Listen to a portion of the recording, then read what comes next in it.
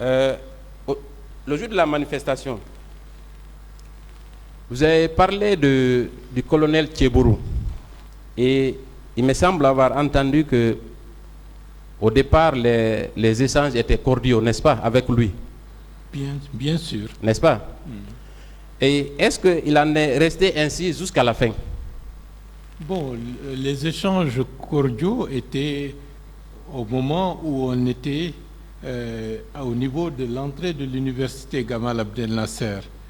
Moi, je peux l'interpréter comme tel, quelqu'un d'autre peut l'interpréter autrement. Mais comme c'était dans une période surexcitée,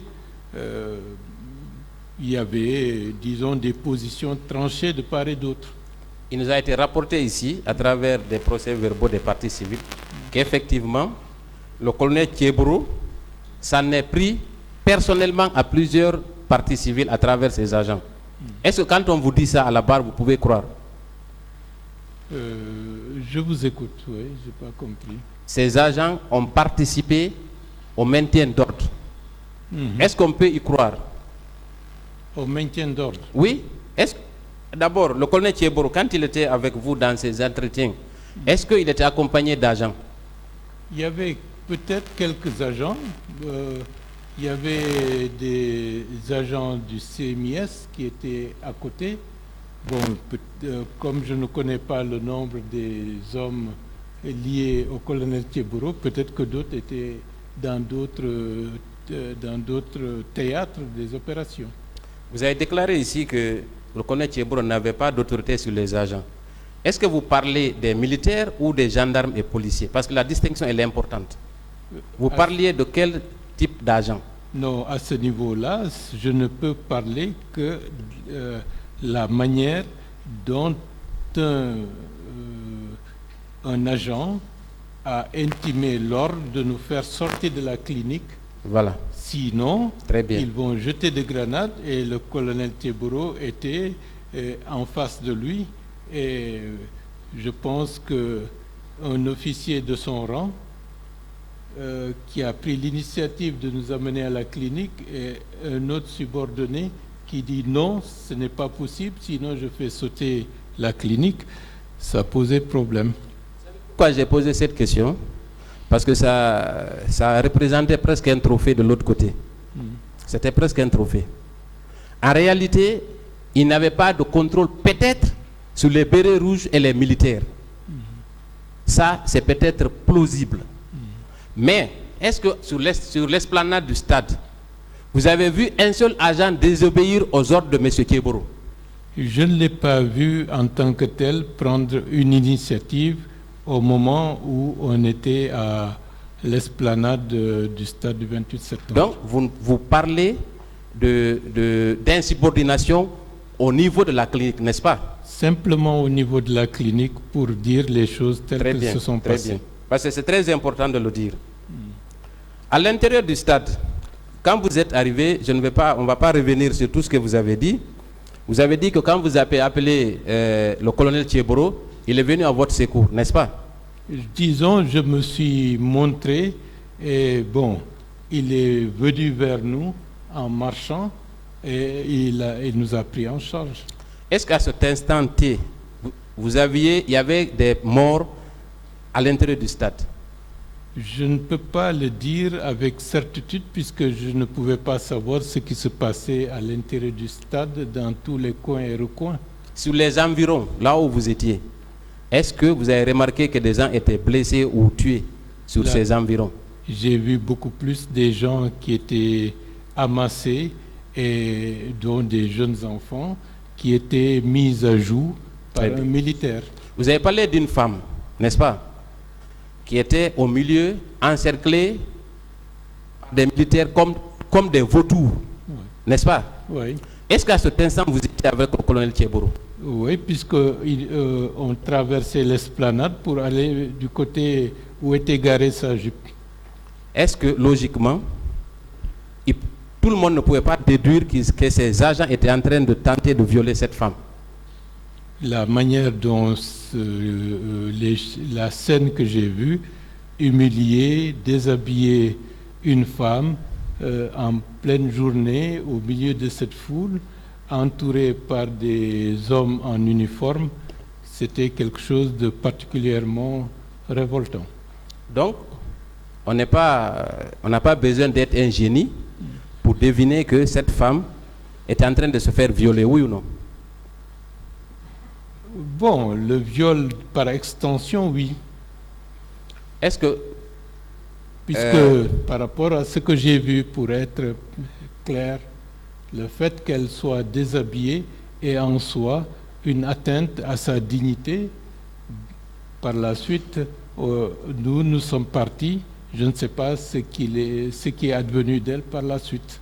Donc, le colonel Thieboro ne peut pas dire, au cours de ce procès, qu'il n'a vu aucune femme se faire violer. L'utilité de cette question, c'était ce point. Merci.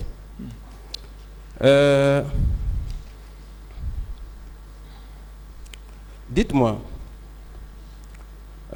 quand il vous a exfiltré du stade, il vous a conduit à la clinique, n'est-ce pas? Oui. À cet endroit, vous avez même dit qu'il y avait 2 militaires qui menaçaient la clinique, de faire sauter la clinique si toutefois vous étiez admis aux urgences là-bas, oui ou non? Bon, pour être plus clair, on était déjà admis à l'intérieur dans le couloir. C'est par la suite qu'ils sont venus et ont intimé l'ordre de nous sortir, sinon ils vont jeter une grenade à l'intérieur. Et donc, il a fallu remballer et remettre M. Diallo Selou. Est-ce que le colonel Thieboro était toujours dans l'enceinte de la clinique au moment où cela se produisait? On était ensemble. Vous étiez ensemble. Donc c'est devant le colonel Thieboro que des militaires ont menacé de faire exploser la clinique, oui ou non? C'est vrai. Est-ce qu'il peut nier cette réalité ici? Comment? Qu'est-ce qu'il peut nier cette réalité? Le colonel Thieboro. Ce que j'ai vu, il l'a certainement vu également. Donc, Monsieur Ba, Monsieur Thieboro a déclaré ici n'avoir jamais assisté à cette scène. Qu'en pensez-vous? Peut-être c'est de l'amnésie. Comment? Peut-être c'est l'amnésie, mais c'est une réalité. Il était témoin, il était en face du monsieur. Donc, cet acte s'est produit en présence du colonel Thieboro. Est-ce que vous le confirmez? C'est clair. Est-ce que vous le maintenez? Je le maintiens. Est-ce que vous savez que cette personne, c'est lui qui a menacé de faire exploser la clinique, c'est Marcel Guilavogui? Je vous l'apprends, M. Ba. D'accord. Voilà. Cela a été dit non seulement par les gardes-corps de Selou Daleng, également par Toumba Diakité lui-même. D'accord. Très bien. Vous savez pourquoi on n'a pas réagi quand cette menace a été faite? Non. C'est parce qu'il n'ose pas Marcel. D'accord. Mais il aurait été honnête en déclarant que cette scène s'est produite devant lui, oui ou non? Pas de terme péjoratif. D'accord. S'il vous plaît. Monsieur le Président, je retire le mot. Je retire le mot. Continuez. Merci, Monsieur le Président. Donc, c'est une contre-vérité de dire qu'il n'a pas vu Marcel à la clinique Ambroise, oui ou non? Affirmatif. Merci, Monsieur Ba.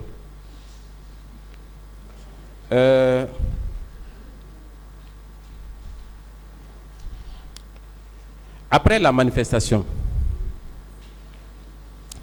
est-ce que, après les faits, vous avez entendu à la radio ou à la télé un communiqué du gouvernement ou du président d'Addis condamnant les tueries au stade?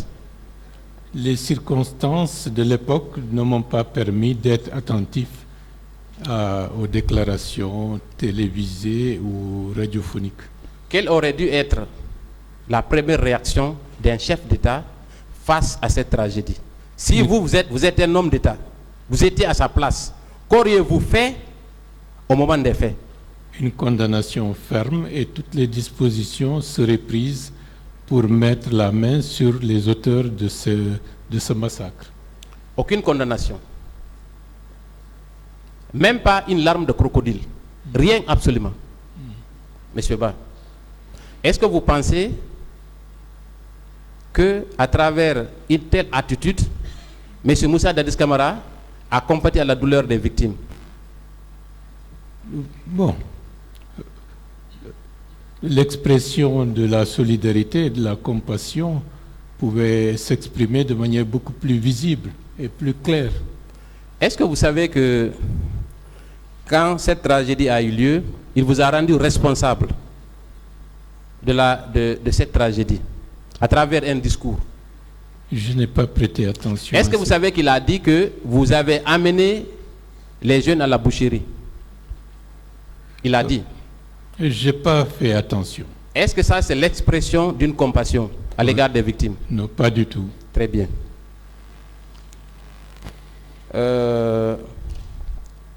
Il a également été question des actions qui auraient été entreprises par le capitaine Dadis. On vous a cité la création d'une commission nationale d'enquête dont les membres ont été choisis justement en raison de leur complaisance envers le régime. Ça aussi, on est au courant. Ensuite, la création d'une commission, l'autorisation de la création d'une commission internationale d'enquête. N'est-ce pas? Est-ce que,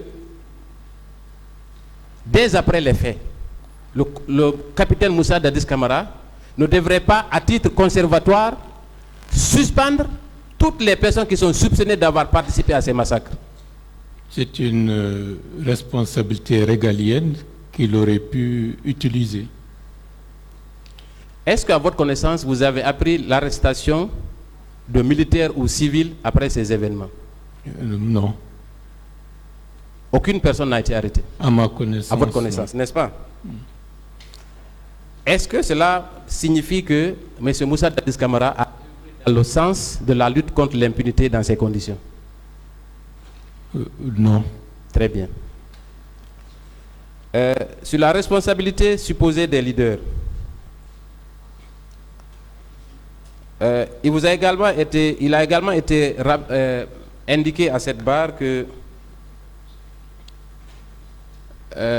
à travers les avocats du capitaine Dadis, qu'aucun ordre formel n'a été donné à quiconque pour aller au stade. Vous l'avez entendu ici, oui ou non? Oui. Que Toumba l'a dit, Thieboro l'a dit, donc tous les deux ont dit qu'aucun ordre formel n'a été donné à quiconque d'aller au stade, n'est-ce pas? Oui. Est-ce que le fait d'interdire, en tout cas d'empêcher, pour le connaître Thieboro, le regroupement des militants au stade, ne constitue pas déjà les prémices de ce qui allait se produire au stade? C'est possible. J'avais oublié un point important. Quand vous avez quitté le stade, vous avez dit qu'au niveau de l'université, vous avez été intercepté par la hiérarchie sécuritaire. Est-ce que vous confirmez cette déclaration? Je la confirme. Est-ce que vous avez pu reconnaître l'un des responsables militaires à l'époque ou sécuritaires? C'était surtout la haute hiérarchie policière du directeur général de la police et de tout le staff de cette hiérarchie. Est-ce que la présence de cette hiérarchie policière et sécuritaire aux alentours du stade, au moment des faits, a diminué ou arrêté les massacres qui se perpétraient au stade? Pour être plus clair, c'est un convoi avec plusieurs véhicules que nous avons rencontrés juste aux abords de l'université et le colonel Thieboro a arrêté sa Jeep pour échanger avec les hauts gradés de la police. À votre connaissance, les massacres ont commencé le matin. Est-ce que les massacres n'ont pas commencé le matin pour se poursuivre jusqu'au soir? Au moment où on a rencontré ce convoi, c'était possible d'arrêter le massacre parce que les moyens et les dispositions auraient dû être prises immédiatement pour stopper le carnage qui était en train d'être perpétré. Est-ce que ça a été le cas? Parce que c'est beaucoup plus après notre départ qu'il y a eu plus de massacres et plus de sauvagerie. Très bien. Est-ce qu'on n'aurait pas pu arrêter ces massacres en envoyant peut-être plus d'hommes, sécuriser les manifestants qui étaient à l'intérieur du stade et dans les abords? Non-assistance en personne en danger, et de ce point de vue, c'était quelque chose de manifeste parce qu'on aurait pu sauver beaucoup de gens. À qui on peut incomber cette responsabilité? Bon, à partir du moment où les hautes autorités, dont la mission est de protéger les citoyens, se sont révélées impuissantes ou passives, cela veut dire qu'il y a eu, disons, d'autres beaucoup plus puissants qui les ont empêchés d'agir. Très bien. On va parler de Claude Pivy. Et au moment des faits, est-ce que vous avez enregistré des victimes de pillage dans vos rangs? Bon, à partir du moment où l'après-midi et le surlendemain, ce qui se passait dans la capitale était indescriptible, puisque c'était pratiquement une zone de non-droit où la violence sévissait partout. Et on ne peut pas, de manière précise, indiquer le nombre de domiciles pillés, de voitures volées, de personnes blessées. C'était, de ce point de vue, la chose la plus commune. Est-ce que, logiquement, cela aurait pu avoir lieu si ce n'était pas dans un plan savamment orchestré pour punir ceux qui ont survécu au stade et dans les quartiers favorables, dit-on, à l'opposition? C'est possible. Très bien. On va terminer par la responsabilité du capitaine Dadis.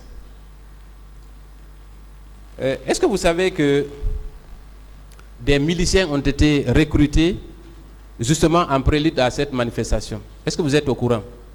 Nous avions appris qu'il y avait un camp qui a été construit à Kalea pour former des militaires. Vous avez vous-même vu à l'enceinte du stade des personnes qui étaient habillées en civil et qui avaient des armes blanches, oui ou non? C'est vrai. Est-ce que vous savez que ces miliciens-là ont été recrutés, entraînés et entretenus par le capitaine Moussa Dadis Camara? De manière explicite, ce sont des informations que nous avons apprises par la suite. Est-ce qu'il est possible dans un pays, au cours d'une junte militaire, que des miliciens soient entraînés et pris en charge dans un camp militaire sans que le premier responsable militaire soit au courant? C'est possible ça, M. Ba? Dans un pays de droit et dans n'importe quel État, ceci n'est pas envisageable, surtout dans un pays qu'est la République de Guinée. Très bien. Il nous a également été rapporté à cette barre, à travers Toumba Diakité, que le jour du 28 septembre, le président Dadis a ordonné à Marcel et compagnie d'aller mater les manifestants au stade. Est-ce que vous le saviez?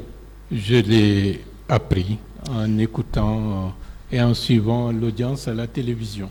Est-ce qu'il est possible qu'un convoi militaire quitte le camp, siège du pouvoir du CNDD, plusieurs pick-up armés jusqu'aux dents? Est-ce qu'il est possible que ce convoi-là traverse tous les checkpoints, se rende jusqu'au stade sans que le premier responsable en soit informé ou les autres chefs militaires, de façon logique et pragmatique? De façon logique, ce n'est pas du tout envisageable. Très bien. Il a été rapporté que effectivement ces convois ont tous rallié le stade pour aller punir tous ceux qui étaient au stade. Oui. Très bien. Et dans un pays avec des pouvoirs séparés, à qui incombe le maintien de l'ordre? À l'exécutif. Très bien. À qui incombe la responsabilité de protéger les citoyens en cas de manifestation? C'est le rôle de l'exécutif. N'est-ce pas? Est-ce que c'était le cas? Est-ce que les manifestants ont été protégés? Pas du tout. Il vous a été reproché ici également que c'est vous qui devriez prendre les dispositions pour votre propre sécurité. Est-ce que dans un pays normal, il est possible de songer à une telle démarche? Ce n'est pas possible puisque nous ne sommes que des citoyens et toutes les institutions et les forces publiques doivent concourir à faire prévaloir les intérêts de la population. Est-ce que le fait, pour vous, de n'avoir pas reçu les forces nécessaires pour votre protection était un motif pour annuler la manifestation? Pas du tout. Est-ce que ce n'était pas un droit que vous étiez en train d'exercer, un droit naturel que vous étiez en train d'exercer? C'est le cas. N'est-ce pas? Est-ce que, de mémoire d'homme, vous avez assisté à autant de violence que les événements du 28 septembre? C'est beaucoup plus horrible, surtout le fait de s'attaquer à la dignité des femmes, à les humilier. Mais les massacres, on en a connu le 22 janvier 2007. Est-ce que, de mémoire d'homme, vous qui êtes politicien depuis plus de 40 ans, est-ce qu'au cours d'une manifestation, vous avez assisté à des viols collectifs de femmes, de l'esclavage sexuel de ces femmes? Est-ce que vous avez assisté une seule fois à une telle scène? C'est un cas, le 28 septembre, et de ce point de vue, un cas unique qui a heurté la conscience nationale et même la conscience internationale. Et on vous a également parlé ici d'un communiqué qui aurait interdit tout regroupement et toute manifestation le 28 septembre et les jours qui ont suivi. Vous avez effectivement dit que vous n'étiez pas au courant. Est-ce que ce torchon était suffisant pour empêcher la manifestation? Pas du tout. Très bien. Est-ce que le fait de manifester donne droit aux forces de défense et de sécurité d'assassiner, de violer, d'enlever les femmes et de torturer les citoyens? C'est un acte de guerre. Est-ce que ce n'est pas ce qui s'est produit le 28 septembre? Ce qui s'est révélé être la réalité. Très bien.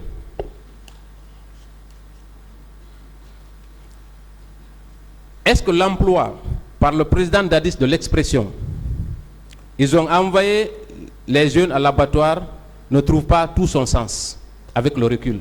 C'est possible. Très bien. Entre le bourreau et la victime, à qui doit-on demander des comptes? Au bourreau. Vous n'êtes qu'une victime. Bien entendu. Qui sont les bourreaux à votre avis? Ceux qui ont organisé, planifié et exécuté le massacre de la population. Et d'après ce qui a été rapporté à cette barre et toutes les enquêtes qui ont été menées, c'est le président Dadis qui est le principal ordonnateur des massacres du 28 septembre. Est-ce qu'aujourd'hui il peut décliner sa responsabilité? Cette responsabilité est multiple. Très bien. Est-ce que la prise en charge de certains malades efface les crimes odieux commis au stade? Non. Vous savez, le plus souvent, le bourreau, pour se racheter une conscience, prend en charge les victimes. Est-ce que cela est suffisant? Ce n'est pas suffisant. Est-ce que s'il était question de choisir entre se faire soigner et ne pas se faire blesser, qu'est-ce que vous choisiriez? De ne pas se faire blesser. Très bien.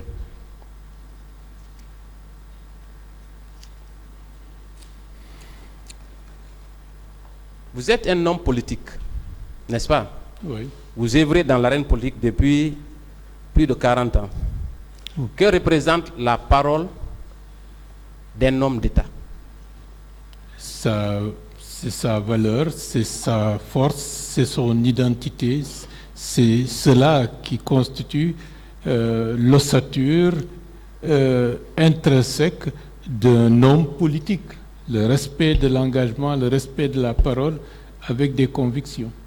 Est-ce que le président Dadis n'avait pas promis de ne verser aucune goutte de sang d'un quelconque Guinéen? C'est vrai. Est-ce qu'il a tenu? Ça n'a pas été le cas. Est-ce qu'aujourd'hui on ne peut pas dire qu'il a trahi le peuple de Guinée? Bon, le peuple est en train de juger. Très bien. Monsieur le Président, je voudrais vous remercier de votre patience et surtout avec vos assesseurs. Je vous remercie, Monsieur le Président. Je voudrais passer la parole à mon confrère. Merci infiniment. Merci, Monsieur le Président.